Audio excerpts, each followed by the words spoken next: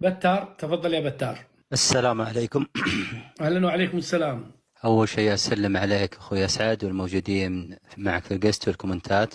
أنا والله كنت مستمع، ولكن ضيفك محمد، ضيفك الكريم محمد، تطرق للخليج واستفزني بكلامه عندما قال أن السياحة فيها ذل ونحن الجزائريين نقبل فيها، والخليج هذا هم يذهبون إلى المغرب. هذا اللي خلاني أطلع. نعم، نحن نتشرف بالذهاب إلى المغرب من باب لأنهم تربية ملوك ويحترمون الضيف، وتنوع الثقافات عندهم في السياحة والمناظر والأمان، وضع خط أو خطين تحت الأمان، مشهورين بالصيد، مملكة لها تاريخ وأهمية تاريخها وموروث وتقاليد.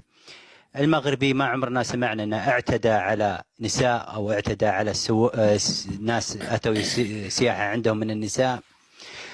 وهذا ردي لمحمد. أما بالنسبة لك يا أسعد، قلت أنت لماذا يحقدون الجزائريين على